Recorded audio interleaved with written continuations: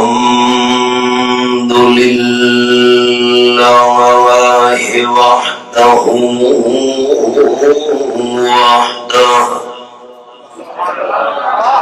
والصلاة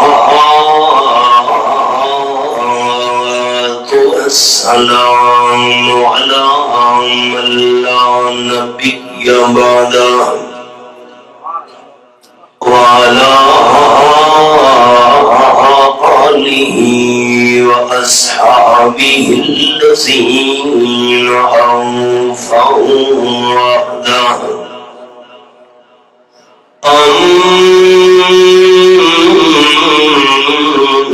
أما بعد فأعوذ بالله من الشيطان الرجيم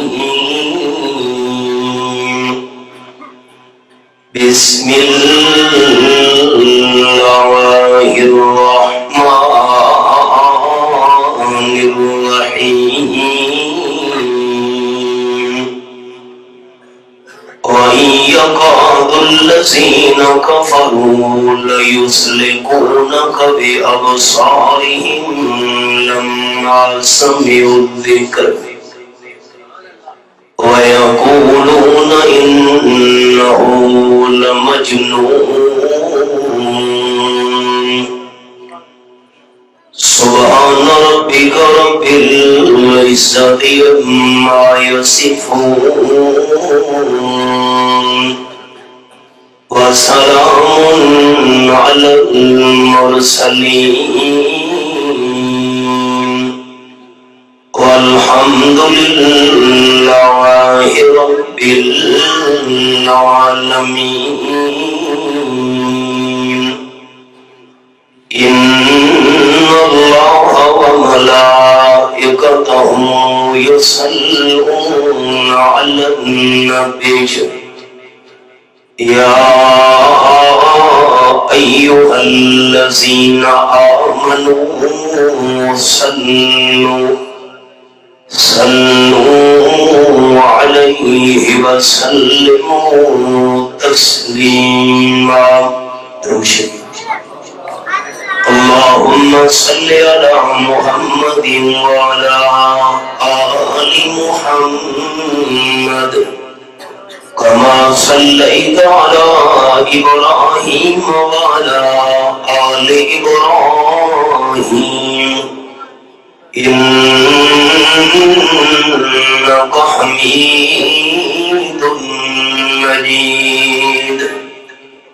اللهم بارك على محمد وعلى آل محمد كما باركت على إبراهيم وعلى آل إبراهيم إنك حميد مجيد. قابل عزت و احترام ذی قدر علماء کرام، معززین شہر، ذی وقار سامعین، حضرت مفتی صاحب، حسب سابق اس سال بھی ہم دوستوں کی خدمت میں حاضری کی اللہ نے توفیق عرضہ نصیب فرمائی. جو دوست یہاں میرے بیانات میں پہلے تشریف لاتے رہے ہیں ان کو بخوبی اندازہ ہوگا کہ کسی کی ضد، ذاتیات یا مخالفت کو سامنے رکھ کر بیان کرنا میرا مزاج نہیں. آج بھی جو کچھ عرض کرنا ہے اس نیت کے ساتھ کرنا ہے کہ رب العالمین راضی ہو جائے.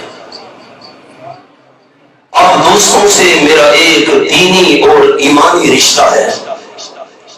میں اسی نسبت کو مد نظر رکھ کر آپ سے ابتدا ہی میں یہ اپیل کر رہا ہوں کہ جتنی دیر آپ میرا درد دل سنیں تو سننے کے دوران تمام احباب نے دل میں ارادہ یہی رکھنا ہے کہ ہمارے سننے کا مقصد یہ ہے رب العالمین ہم سے راضی ہو جائے۔ سرکار مدینہ صلی اللہ علیہ وسلم کی دعوت اور مشن کو روکنے کے لیے مخالفین نے جو سب سے پہلا حربہ اختیار کیا وہ ظلم اور جبر کا تھا،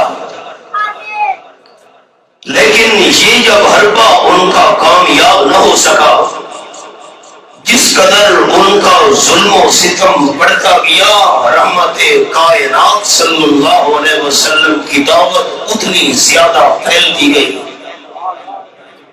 انہوں نے دوسرا منصوبہ بنایا، آپ صلی اللہ علیہ وسلم کو لالچ دینے کی کوشش کی، اگر آپ چاہیں تو ہم آپ کو مکہ مکرمہ کا سردار بنانے کے لیے تیار ہیں، اگر آپ دولت کا انبار چاہتے ہیں تو دولت کے ڈھیر لگانے کے لیے ہم حاضر ہیں، کسی حسین و جمیل رشتے کی خواہش ہو تو بندوبست کرنے کے لیے تیار ہیں۔ رحمت للعالمین صلی اللہ علیہ وسلم کا جواب یہ تھا کہ یہ تینوں کام تو ممکن ہیں، اگر وہ ناممکن کام بھی کر دکھائیں، سورج اور چاند کو آسمان سے اتار کر میرے دائیں اور بائیں ہاتھ پر بھی رکھ دے، میں آمنہ کلال پھر بھی اپنا مشن نہیں چھوڑ سکتا۔ اب تیسرا ان کا حربہ جو آج کا ہمارا سبق ہے، رحمت للعالمین صلی اللہ علیہ وسلم کے خلاف انہوں نے پراپیگنڈا کرنا شروع کر دیا، اور اسی ضمن میں میں نے رحمت کائنات صلی اللہ علیہ وسلم کا مقام عرض کرنا ہے۔ سنیے پراپیگنڈے کا ایک انداز، فرمایا اعوذ باللہ من الشیطان الرجیم،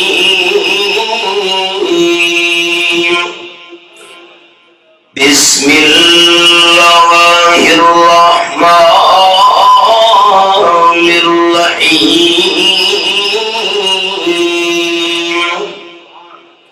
وَإِن يَكَادُ الَّذِينَ كَفَرُوا لَيُزْلِقُونَكَ بِأَبْصَارِهِمْ لَمَّا سَمِعُوا الذِّكْرَ۔ سورت کا نام سورت القلم، آیت نمبر 51 میں نے کھولی ہوئی ہے۔ 29واں پارہ۔ مکہ شریف کے باہر ایک قبیلہ رہتا تھا جس کی نظریں بد بہت لگتی تھی۔ مکہ کے لوگوں نے اس قبیلے کے لوگوں سے رابطہ کیا، ان کو لالچ دے کر مکہ مکرمہ میں لے آئے۔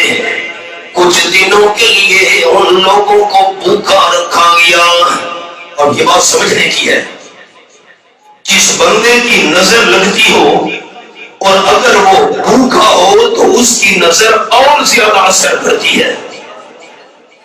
اور یہ ذہن میں رکھیے گا سارے دوست، قال النبی صلی اللہ علیہ وسلم ان العین حق، رواہ البخاری۔ آپ صلی اللہ علیہ وسلم نے فرمایا نظر بد لگنا حق ہے۔ میں اللہ کریم کے قرآن پاک میں سے حوالہ بھی آپ کو دکھاتا جاؤں۔ یہ میرے سامنے 13واں پارہ، سورت کا نام ہے سورت یوسف۔ اس سے عجیب بات یہ ہے کہ جو جگہ پڑھنا چاہتا تھا جگہ بھی وہی نکل آئی ہے۔ یہ دیکھیں، میں حافظ بھی نہیں ہوں۔ یہ حوالہ حضرت یعقوب علیہ السلام اپنے بیٹوں کو روانہ کرنے لگے، غلہ لینے کے لیے مصر جا رہے ہو۔ فرمایا قال یا بنی لا تدخلوا من باب واحد وادخلوا من ابواب متفرقہ۔ اے میرے 10 بیٹوں، جب مصر کے شہر میں داخل ہونے لگو تو تمام کے تمام 10 بیٹوں نے ایک دروازے میں سے داخل نہیں ہونا، دو کر کے 3 کر کے الگ الگ دروازوں میں سے اندر جانا ہے۔ اس کی وجہ کیا ہے؟ اب آپ خیال میں سے قرآن پاک کے علم کے بہت بڑے عالم اور ماہر ترجمان القرآن حضرت عبداللہ ابن عباس رضی اللہ تعالیٰ نے اس مقام پر یہ بات سمجھائی ہے۔ حضرت یعقوب علیہ السلام نے فرمایا ایک دروازے میں سے تمام نے داخل نہیں ہونا، وجہ کیا ہے؟ حضرت ابن عباس رضی اللہ تعالیٰ فرماتے ہیں خوفا من العین، حضرت یعقوب علیہ السلام کو خطرہ یہ تھا اگر 10 بیٹے ایک دروازے میں سے داخل ہوئے کہیں میرے بیٹوں کو نظر بد نہ لگ جائے۔ نظر بد حق ہے، قرآن کا اشارہ بھی آپ کو یہاں دکھا دیا اور اپنا سبق آگئے قبیلے والے۔ آپ نے آمنہ کے لال صلی اللہ علیہ وسلم کو نظر بد لگانی ہے، بھوکا رکھا گیا، قرآن کا اشارہ۔ یہ میرے سامنے سورۃ القلم، اللہ فرماتے وَإِن يَكَادُ الَّذِينَ كَفَرُوا لَيُزْلِقُونَكَ بِأَبْصَارِهِمْ لَمَّا سَمِعُوا الذِّكْرَ۔ آپ صلی اللہ علیہ وسلم کو ان لوگوں نے گھور گھور کر دیکھنا شروع کر دیا تاکہ آپ صلی اللہ علیہ وسلم پر نظر بد کا اثر پڑ جائے۔ اللہ کریم کی قدرت نور خدا ہے، کفر کی حرکت میں خمدازن پھونکوں سے یہ چراغ بجھایا نہ جائے گا۔ جیسے جیسے دشمنوں نے آپ صلی اللہ علیہ وسلم نظر پر ڈالنے کی کوشش کی، رب العالمین نے ان دشمنوں پر الٹا اثر ڈالنا شروع کر دیا۔ ہم واپس جا رہے ہیں، اس پر ہماری نظر بد اثر نہیں کرتی۔ قبیلے والے چلے گئے، مکہ والوں نے پراپیگنڈا کرنا شروع کر دیا۔ قرآن پاک کے الفاظ میں میں نے سبق سنانا تھا، یقولون انہ لمجنون، وہ ہر بات نظر بد والا کامیاب نہ ہوا۔ آپ صلی اللہ علیہ وسلم کے دشمن کہنے لگے معاذ اللہ، آمنہ کلال صلی اللہ علیہ وسلم دیوانہ ہے۔ میں نے بات کھولنی ہے، سیر حاضر رکھنا۔ 14واں پارہ، سورت کا نام سورت الحجر، یہ پہلا صفحہ، اور آیت نمبر 6 میں نے کھولی ہوئی ہے۔ وَقَالُوا يَا أَيُّهَا الَّذِي نُزِّلَ عَلَيْهِ الذِّكْرَ إِنَّكَ لَمَجْنُونٌ۔ یہ حال آپ صلی اللہ علیہ وسلم کے دشمن اشارہ کر کے کہنے لگے آپ کی طرف، آمنہ بلال صلی اللہ علیہ وسلم کا دعویٰ یہ ہے میرے اوپر قرآن پاک نازل ہو رہا ہے، ہم نہیں مانتے۔ خیال کرنا میرے احباب کیوں نہیں مانتے؟ 24واں پارہ اور سورت کا نام ہے سورت حامیم الزخرف، یہ میں نے رب العالمین کی لارب کتاب کھولی ہوئی ہے۔ وَقَالُوا لَوْلَا نُزِّلَ هَٰذَا الْقُرْآنُ عَلَىٰ رَجُلٍ مِّنَ الْقَرْيَتَيْنِ عَظِيمٍ۔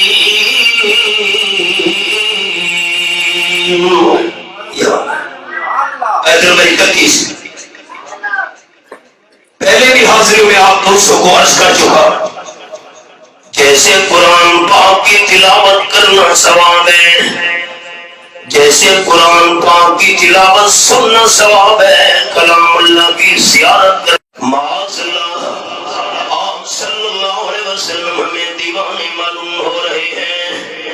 میرے محبوب سے محبت کرنے والوں اور سے جملہ سننا، دشمن تو آپ صلی اللہ علیہ وسلم کو دیوانہ کہہ رہے ہیں، میرا عقیدہ، میرے اکابرین کا عقیدہ، آپ صلی اللہ علیہ وسلم سے بڑا عقل مند، آپ صلی اللہ علیہ وسلم سے بڑا دانا اللہ کریم نے نہ پیدا کیا نہ قیامت تک پیدا کرے گا۔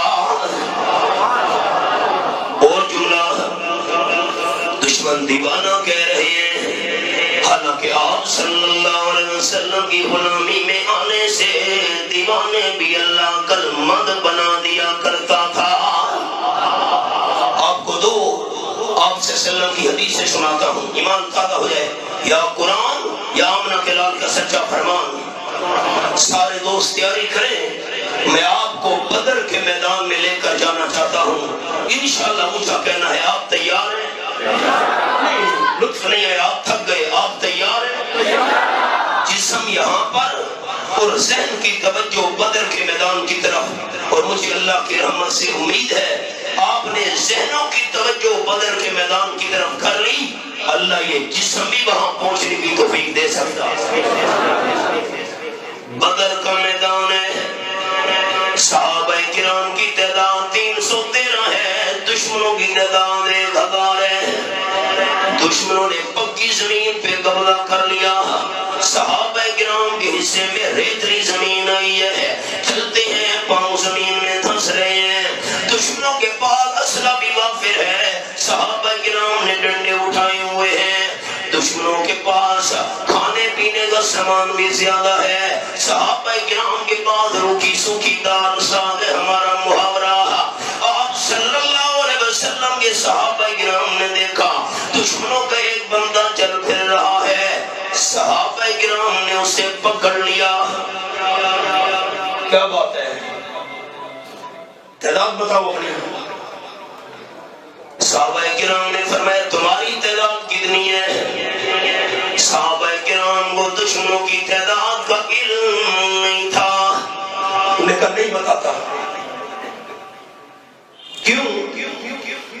دشمنوں کی تعداد کا پتہ چل جائے انسان کے دل میں مقابلہ کرنے کا حوصلہ بڑھ جاتا ہے، نہیں بتاتا تعداد۔ صحابہ کرام نے اس دشمن کو مارنا شروع کر دیا، مار بھی کھا رہا ہے، ایک جملہ زبان سے ادا کر رہا ہے، واللہ لکثیر، اللہ کی قسم ہماری تعداد تم صحابہ کرام سے بہت زیادہ ہے۔ کتنی ہے نہیں بتاتا۔ صحابہ کرام پریشان ہوئے، مارا بھی ہم نے، تعداد معلوم نہیں ہو سکی۔ اللہ کریم کی حکمت، تاجدار ختم نبوت صلی اللہ علیہ وسلم میدان جنگ کا چکر لگاتے لگاتے اس مقام پر آ پہنچے۔ یہ کون ہے بھائی، کیوں مار رہے ہو؟ صحابہ کرام نے اس کی حضرت یہ دشمنوں کا بندہ ہے، چلتے چلتے ہمارے قریب آ پہنچا، ہم نے پکڑ لیا، تعداد ان کی پوچھنا چاہتے ہیں، ہم نے مارا بھی ہے لیکن تعداد نہیں بتا رہا۔ رحمت کائنات صلی اللہ علیہ وسلم نے فرمایا اسے چھوڑ دو۔ حضرت تعداد پوچھی، تم چھوڑ دو نا، مارنا نہیں۔ آپ صلی اللہ علیہ وسلم نے فرمایا میرے پیچھے پیچھے آ، اب بھاگ بھی کہیں نہیں سکتا کیونکہ صحابہ کرام کی جماعت بھی چاروں طرف ہے۔ آپ صلی اللہ علیہ وسلم بدر کے میدان میں وہاں تشریف لے گئے جہاں آپ صلی اللہ علیہ وسلم کا خیمہ لگا ہوا تھا۔ آمین اونچی کہنی، آپ دوستوں کے لیے دعا کر رہا ہوں، اللہ تمام دوستوں کو مقام بدر کی زیارت نصیب فرمائے۔ میں گناہگار کو اللہ کئی دفعہ لے گیا، بہت بڑی مسجد وہاں بنی ہوئی، مسجد العریش، کم از کم 10 کنال پر مسجد ہے، اسی جگہ آپ صلی اللہ علیہ وسلم کا پڑاؤ تھا، اور وہاں تشریف لے گئے، دشمنوں کا بندہ ساتھ، صحابہ کرام اس کے لیے کھانا لے آؤ۔ اب ہمارا محاورہ ہے، آپ کا ہمارا دال صاحب، روکھی سوکھی، صحابہ کرام نے اس کے سامنے کھانا رکھ دیا، یہ آپ کے لیے، آپ کھائیں۔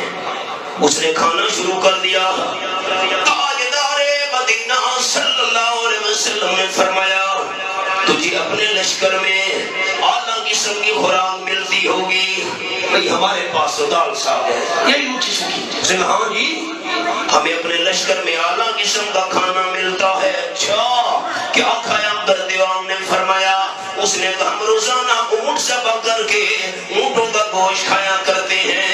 سرکار نے فرمایا کتنے اونٹ روزانہ ذبح کر کے کھاتے ہو؟ اس نے کہا 10۔ آپ صلی اللہ علیہ وسلم نے فرمایا میرے صحابہ اس کو چھوڑ دو، میں نے دشمنوں کی تعداد معلوم کر لی ہے۔ حضرت آپ نے تو اونٹوں کا پوچھا ہے۔ حبیب کبریا صلی اللہ علیہ وسلم نے فرمایا 100 بندے مل کر ایک اونٹ کا گوشت کھا سکتے ہیں، یہ روزانہ 10 اونٹ ذبح کرتے ہیں، ان کی تعداد 1000 ہے۔ اس عقل مندی کا مقابلہ کون کرے؟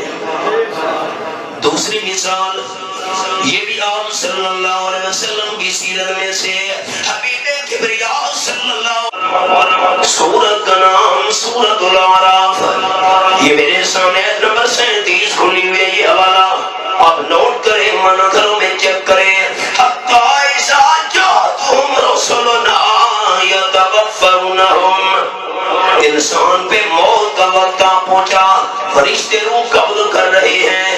ایک سوال موت کے وقت بندے سے پوچھا جائے گا، فرشتے روح نکالتے وقت بندے سے پوچھ رہے ہیں اینما کنتم تدعون من دون اللہ، مرنے والا بندہ یہ بتا آج وہ پیر فقیر کہاں گئے جن کو تو مشکل میں بلایا کرتا تھا۔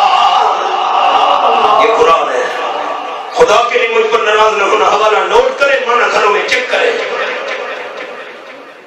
اور یہ میں نے قرآن اٹھایا ہوا ہے۔ لا الہ الا اللہ محمد الرسول اللہ، میں نے کلمہ شریف پڑھ لیا۔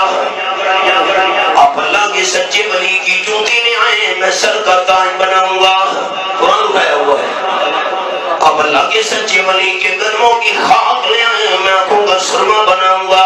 اولیاء کرام کی عزت پر حق، ادب پر حق، محبت پر حق، عقیدت اور پیار پر حق، لیکن مشکل وقت میں پکارنا صرف اللہ کریم کا حق۔ آپ دوستوں سے سنتے نہیں، آپ کو ساتھی سناتے ہیں۔ آپ صلی اللہ علیہ وسلم کے نورانی طریقوں میں دونوں جہانوں کی کامیابی ہے، تو یہ نورانی طریقہ بھی آمنہ کے لال کا، پھر درخواست اللہ کا نام لینے کی ہاتھ اونچے کر کے اس مشکل وقت میں امام الانبیاء نے کس کو بلایا تھا؟ فرشتے سوال کرے اب بتا مرنے والا کہاں گئے؟ جن کو بلایا کرتا تھا قالوا ذلوا فوت ہونے والا جواب دے رہا ہے سارے غائب ہو گئے، کوئی نظر نہیں آ رہا۔ بس فرمایا نہیں فشاہدوا علی انفسہم انہم کانوا کافرین،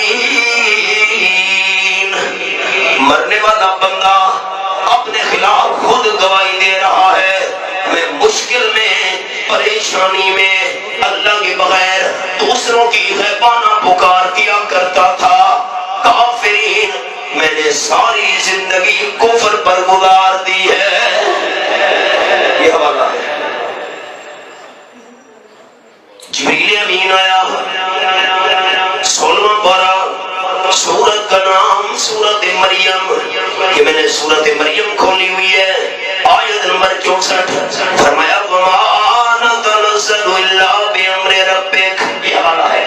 جتنے تک رب العالمین کا حکم نہ ہو فرشتے زمین پہ نہیں آ سکتے۔ جب آپ نے 3 دفعہ فرمایا اللہ اللہ اللہ، اللہ کے حکم سے جبریل نیچے آیا، دشمن کو دھکا دیا، دشمن پیٹ کے بل زمین پہ گر پڑا، تلوار ہاتھ سے چھوٹ گئی، آپ صلی اللہ علیہ وسلم نے تلوار اٹھا لی، فرمایا مجھے تو میرے اللہ نے بچا لیا، اب تو بتا میرے ہاتھ سے تجھے کون بچائے گا؟ بخاری شریف میں ہے، حضرت جابر رضی اللہ عنہ بیان کرتے ہیں ہم نے آواز سنی، بھاگ کر پہنچے، حضور تلوار لے کر کھڑے ہیں، دشمن پاؤں گے، ذات کے معاملے میں معافی، دین کے معاملے میں نرمی نہیں کرنا میرے محبوب۔ بخاری شریف میں حدیث ہے، آپ صلی اللہ علیہ وسلم کا زمانہ تھا، ایک فاطمہ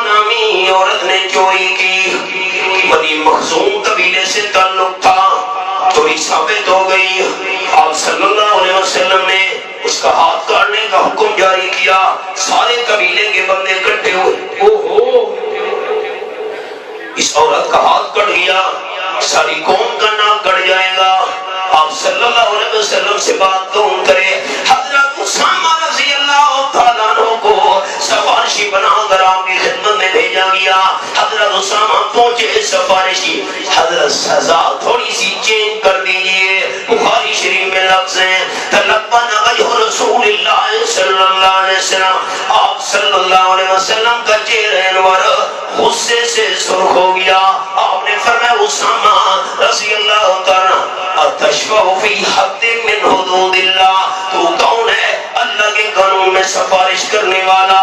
چھٹا پارا سورت کا نام سورت المائدہ، فرمایا والسارق والسارقہ فاقطعوا ایدیہما، آیت نمبر 38۔ یہ حالات سورت المائدہ، چوری کرنے والا مرد ہے، چوری کرنے والی عورت ہے، جرم ثابت ہو جائے، مسلمان حکمرانوں تم نے ان کا ہاتھ کاٹنا ہے۔ تو کون ہے اللہ کے قانون میں سفارش کرنے والا؟ یہ تو بنی مخزوم قبیلے کی فاطمہ ہے، چوری کی ہے، میں نے ہاتھ کاٹنے کا حکم جاری کیا۔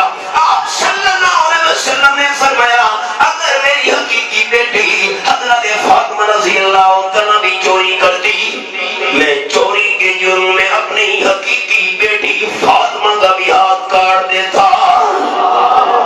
سارے صحابہ مسجد میں جمع ہو جاؤ، سارے اکٹھے ہوئے مسجد میں، آپ صلی اللہ علیہ وسلم نے خطبہ ارشاد فرمایا حضرت اسامہ سفارشی بن کر آیا تھا، سنو میرے ساتھیوں، تم سے پہلی قومیں اس لیے تباہ و برباد ہوئی، ایک سبب اور وجہ یہ بھی تھی، کوئی بڑا جرم کرتا اسے کچھ بھی نہیں کہتے تھے، غریب جرم کرتا اس پہ قانون نافذ کرتے تھے۔ آپ صلی اللہ علیہ وسلم تو سب سے بڑے انصاف والے بن کر آئے تھے، آپ انصاف نہ کرتے، کائنات والوں کو انصاف کا نمونہ کیسے نظر آتا؟ اخلاق کا مطلب سن لیجئے، ذات کا معاملہ ہو معاف کرنا ہے، اور جب دین کا معاملہ آئے ذرا برابر بھی نرمی نہیں کرنی۔ اور مثال سنیے، حضور انور صلی اللہ علیہ وسلم بیت اللہ شریف کا طواف کر رہے ہیں، طواف کرنے کے بعد آپ صلی اللہ علیہ وسلم نے چابی مانگی، عثمان ابن طلحہ تیرے پاس بیت اللہ شریف کے تالے کی چابی ہوتی ہے، تھوڑی دیر کے لیے مجھے چابی دے دے، نہیں دیتا۔ کیا کرنا ہے؟ اندر جا کر عبادت کرنی ہے، نہیں دیتا۔ اچھا تھوڑی دیر کے لیے اپنے ہاتھ سے تالا کھول دے، اسے انکار کر دیا، دائرہ اسلام میں داخل نہیں ہوا تھا، دشمنوں میں سے تھا۔ آپ صلی اللہ علیہ وسلم ہجرت کرنے سے ایک دن پہلے اس سے چابی کا تقاضا کر رہے تھے، اس نے چابی بھی نہیں دی، اپنے ہاتھ سے تالا کھول کر نہیں دیا۔ آپ صلی اللہ علیہ وسلم مقام جوفا تک 150 کلومیٹر بیت اللہ شریف کی جدائی میں روتے ہوئے چلے گئے۔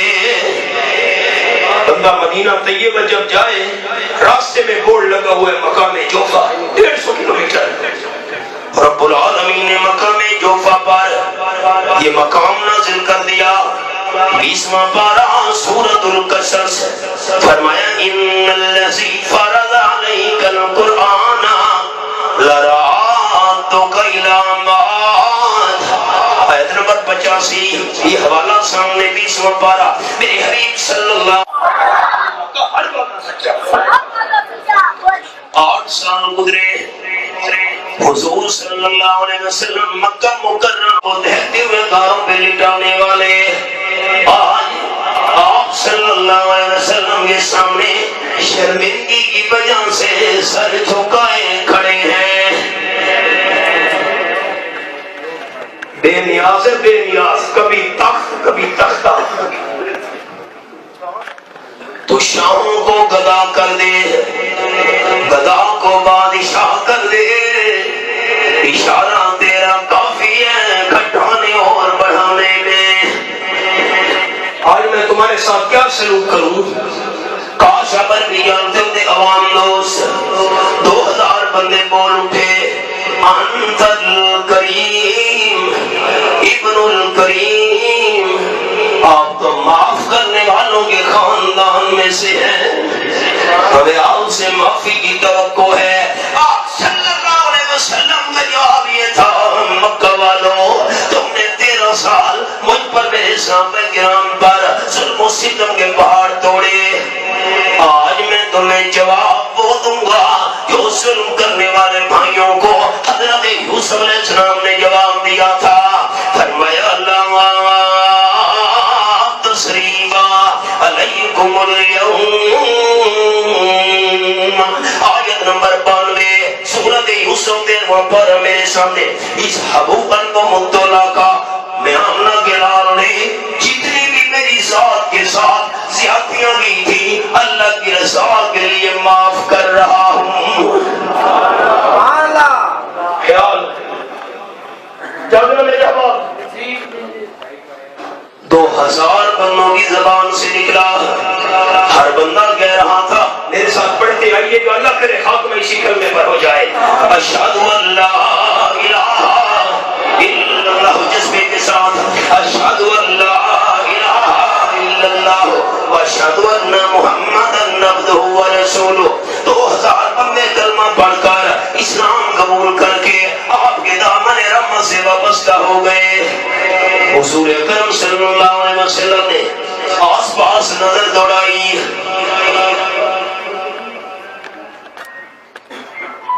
فرمایا بیت اللہ شریف کی چابی والا عثمان ابن طلحہ کہاں کھڑا ہے؟ کچھ یاد ہے نا دوستوں کو سوال درمیان میں چھپا ہوا تھا؟ جی میں ہوں جی۔ آپ نے فرمایا بیت اللہ شریف کی چابی میرے حوالے کر۔ آج کیسے انکار کرتا، پیچھے ہٹنا چاہا، پسو پیش کرنا چاہا۔ حضرت علی رضی اللہ تعالیٰ عنہ نے اس کے ہاتھ سے بیت اللہ شریف کی چابی چھین کر رحمت کائنات صلی اللہ علیہ وسلم کے دست مبارک پر رکھ دی۔ 8 سال بعد اللہ نے وعدہ سچا کر دکھایا۔ حضرت علی رضی اللہ تعالیٰ عنہ بول اٹھے، حضرت عباس رضی اللہ تعالیٰ چچا جان بھی کہنے لگے، دونوں حضرت بیت اللہ شریف کی چابی ہمارے سپرد کر دیجئے۔ امام الانبیاء صلی اللہ علیہ وسلم نے ہاں بھی نہیں کی، نہ بھی نہیں کی، چابی ہاتھ میں ہے۔ رب العالمین نے قرآن کا مقام نازل کر دیا۔ یہ میرے سامنے 5واں پارہ، سورت کا نام ہے سورۃ النساء۔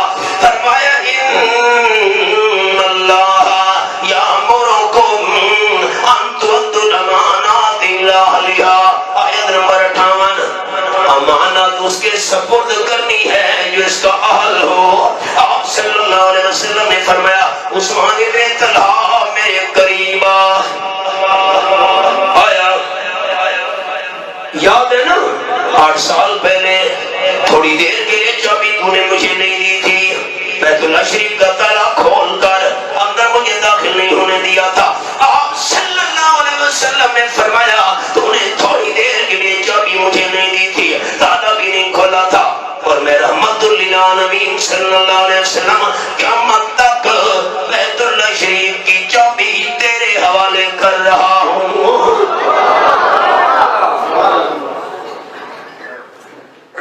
بس جب یہ اخلاق دیکھا عثمان بن طلحہ بھی چیخ اٹھا، اشہد ان لا، پڑھتے آئیے پڑھتے یہ سارے احباب، اشہد ان لا الہ الا اللہ واشہد ان محمدًا عبدہ ورسولہ۔ ذات کا معاملہ ہو تو معاف کرنا ہے، لیکن دین کے معاملے میں نرمی نہیں کرنی میرے حبیب۔